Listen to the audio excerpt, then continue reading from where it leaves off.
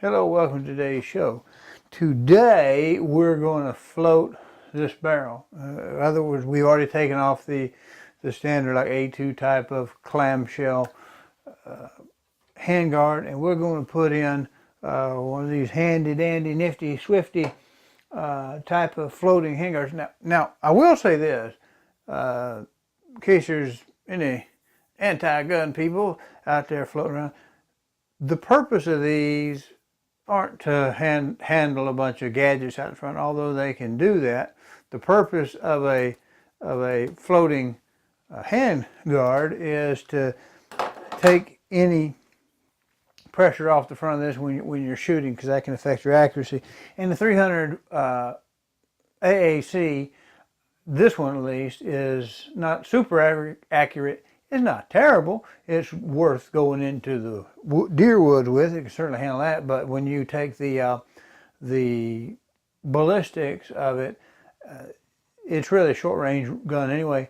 Certainly good enough to do that. But in the low development video, which has not been released yet, or the build video, which we kind of piece this thing together, or scrounge build, really what it was, that particular nature of that means that it's good for the woods, but maybe not downrange. And as I started working with the same problems everybody else has, which is a 308 bullet, most of them are designed for that 2,000 to 3,200 feet per second, and this won't do that.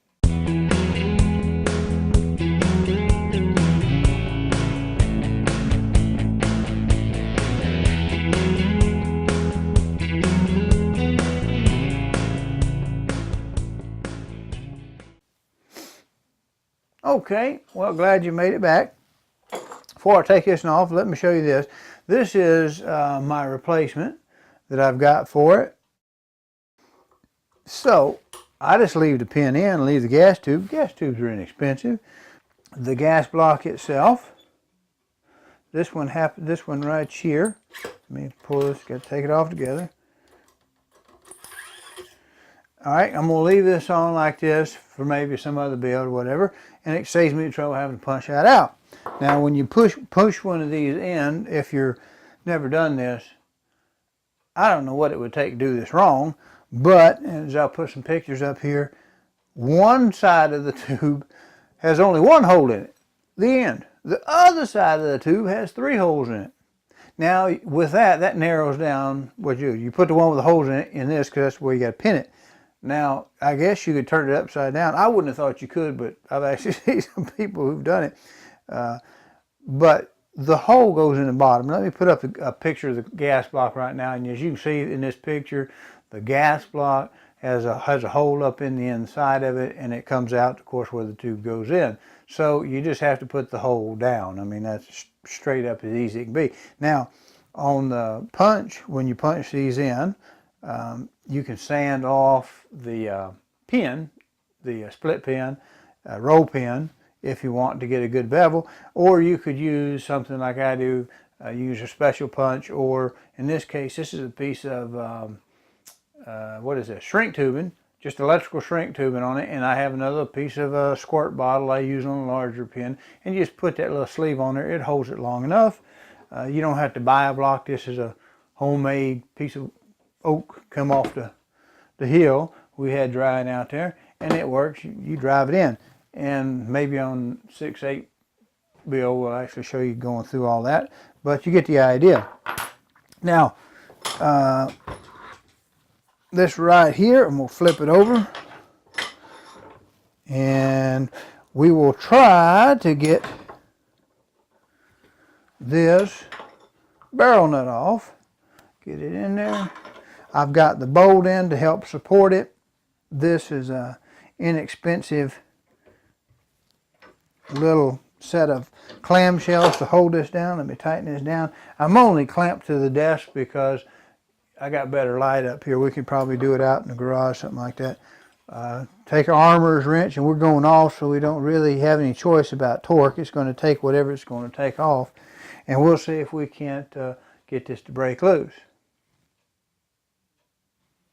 Now I've sprayed this with some penetrating lubricant, and I'm going to use, really either side will work. You got the hole type, which I have to use on the floater, and then we have this kind of little half moon job. And I have off camera broken that loose because, and see it right there, how I'll put that for camera too. All right, see how that is?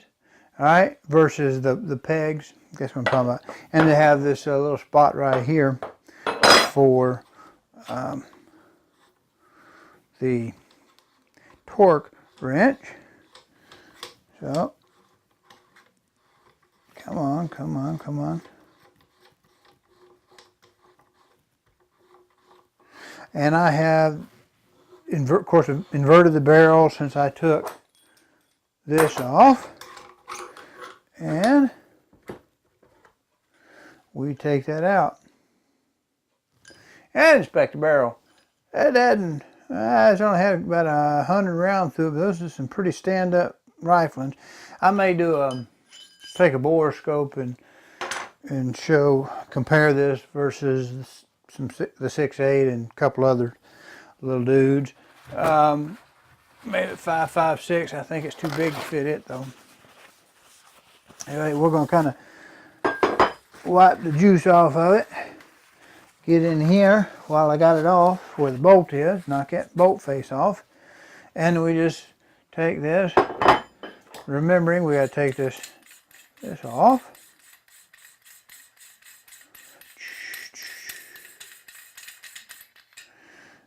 And one side has got threads.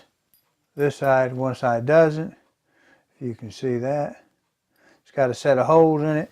And those are the rails. We won't need that. So, slide the side with the threads over said barrel. There's a little key here that fits in the little notch on the upper receiver so that it can only go in.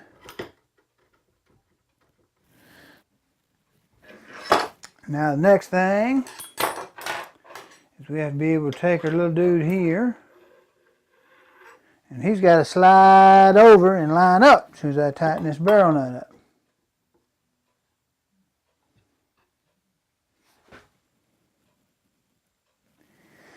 And this is an excellent time to use your torque wrench.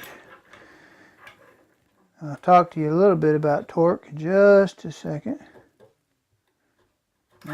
Not lined up.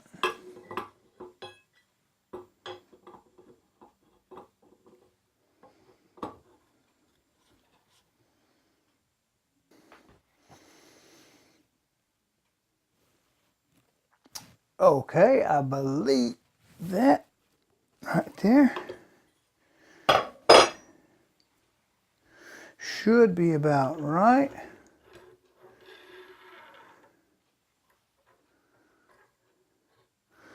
And I'll put a picture. What I've got is a little red pointer to help me guide through, because if I take a torch here, I can actually see the hole right there, and that works out pretty well. But what I'm trying to do is line up that little red mark with my gas port. And I'll flip that picture of that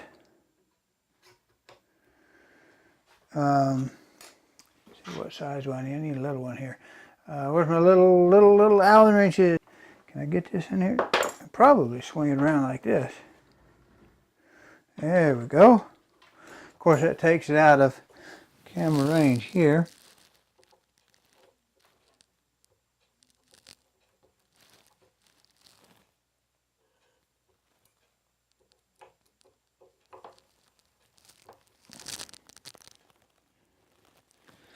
I get those seated. I always put a little bit of Loctite on those nuts. But let's go ahead and swing it back around so that we get in for camera 2. Okay. So it works out real well. So anyway, we got to make sure that we're right down the barrel, center like that. And now we'll pull the bolt out, make sure the bolt's light. But we should be able to slick as a bunny, just like it needs to be. Now, let me pull the bolt out, and I'll put this close to this. All right. I don't know if that camera is going to pick up, but I got to put the torch back on it. All right, there, I think that gets it. Do you see the position right there? That gas tube comes right down in the center. We can tell it's got no left or right to it. So, did a pretty good job of getting that center. Quick as money. All right, let's put it back in the vise. Let's see, make sure I get the right clamshell. Put it back in. Slide it back about there. That's good enough for government. Well, no, I want to put some, put a little Loctite on there. Anyway, let me cut it because I got to go downstairs to get it. See you in another film minute. Okay, I flipped the barrel and receiver in the vise, clamshells. And there the little ones are right, right here. If it's a snake, it bit me. All right, that does my little Loctite on there. Well, not necessarily Loctite, but that's my favorite thread locking compound. Let me pull it back out. Put the right side up. Again, this is real difficult. All we got to do is make sure we don't cross thread it. And then I've got this far enough. I may have to choke it a little bit more. Pull it down a little further. There we go. All right. I have to take that off if I go any further. All right.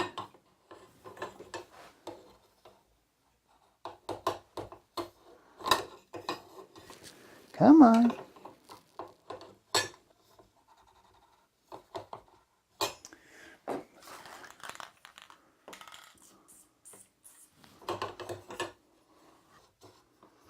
Yep,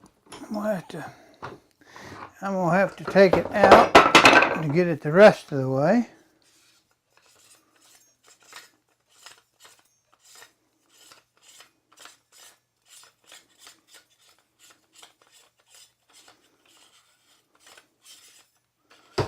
And what I want to do is maybe to go one more round. Let's see. Nope. So it goes to right there. All right, where's that? I got one open. All right, here it is. Here it is.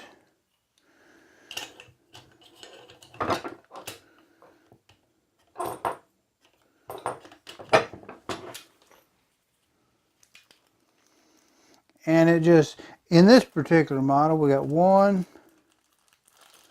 piece there, and I really should lockout this down. I'll do that. Make sure it fits.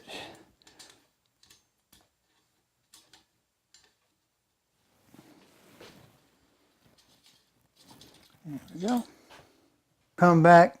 I will have, all right, back that out and Loctite that, because you thread locking compound, we don't want, but we're going to use some thread lock compound. Pull it back in there, and I'll go get these because these fit right up in there in the slot, and we'll just about be done. Well, here's a typical little mod front dude to hold on the sling. Get out of there, dude. All right, where do we think we want it? I guess we want it forward as we can get it. How are you sitting in there? Yeah, let's see.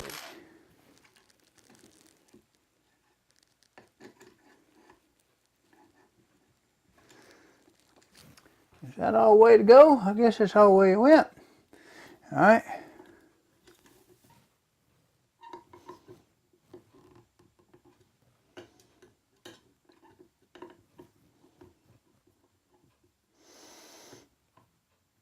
Okay, got that.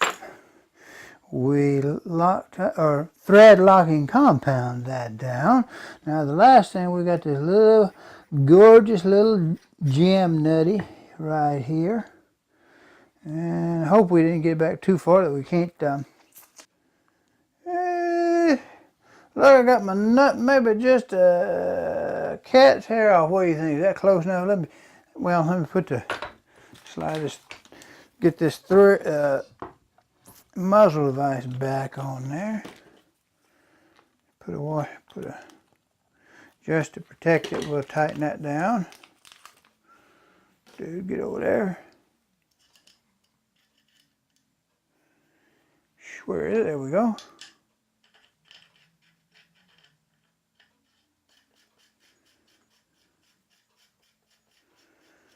Okay.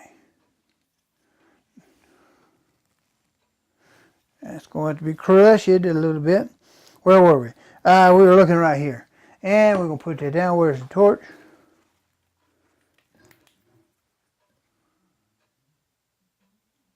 How is that for alignment? That's about as good as this government's going to go. Now we'll tighten up. Don't let me forget to tighten the muzzle device up. We're going next to these little dudes.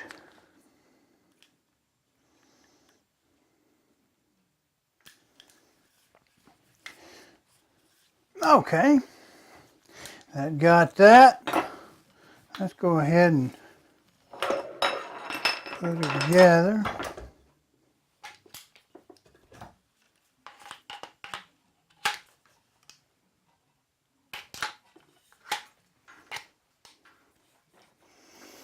And we'll get over in my car.